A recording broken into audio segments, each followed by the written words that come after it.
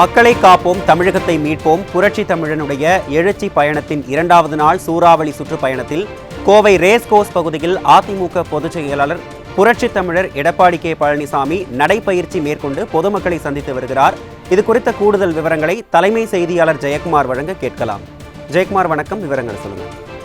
வணக்கம் அருண். அனைத்திந்திய அண்ணா திராவிட முன்னேற்ற கழகத்துடைய பொதுச் செயலாளரும் சட்டமன்ற எதிர்க்கட்சி தலைவரும் முன்னாள் முதலமைச்சருமான புரட்சி தமிழர் எடப்பாடி கே பழனிசாமி அவர்கள் மக்களை காப்போம், தமிழகத்தை மீட்போம் என்கிற புரட்சி தமிழருடைய எழுச்சி பயணம் 2வது நாளாக கோவை மாவட்டம் ரேஸ்கோர்ஸ் பகுதியிலே தற்போது நடைபயிற்சி மேற்கொண்டிருக்கிற போது இங்கு நடைபயிற்சி மேற்கொண்டிருக்கக்கூடிய ஏராளமான பொதுமக்கள் அவரிடம் பல்வேறு விஷயங்கள் குறித்து கோரிக்கைகளாக பேசுவதும், அதே போன்று அவரோடு நின்று கோவை மாவட்டத்தில் இருக்கக்கூடிய ஆளுகிற திமுக அரசு தேர்தல் வாக்குறுதிகளாக அளித்து இன்றைக்கு நிறைவேற்றப்படாமல் கிடக்கக்கூடிய பல்வேறு திட்டங்கள், அதனால் மக்களுக்கு ஏற்பட்டிருக்கக்கூடிய இன்னல்கள் என தொடர்ந்து அவரோடு பேசி வரக்கூடிய அந்த காட்சிகளை பார்க்கலாம்.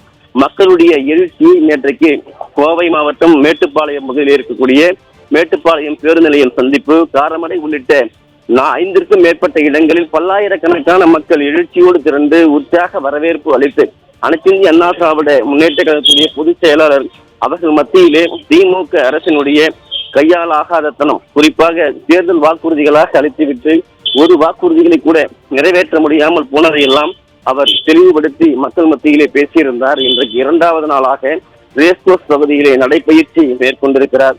ஏராளமான பொதுமக்கள் இங்கே குழுமி அவரோடு தங்களுக்கு ஏற்பட்டிருக்கக்கூடிய பல்வேறு துயரங்களை, இந்த ஆளுகிற அரசினுடைய பல்வேறு குற்ற நடவடிக்கைகள், சட்டம் ஒழுங்கு பிரச்சனை, பாலியல் வன்கொடுமை, கூட்டு பாலியல் வன்கொடுமை, போதைப் பொருள் கலாச்சாரம் என சீரழிந்து கிடக்கக்கூடிய தமிழகத்தை மீட்டெடுக்க 2026 நீங்கள் அரியணை ஏற வேண்டும், எங்களுடைய முழு ஆதரவு உங்களுக்கு உண்டு என்பதை அவர்கள் பேசி வரக்கூடிய அந்த காட்சிகளை நம்மால் பார்க்க முடிகிறது. அருள்,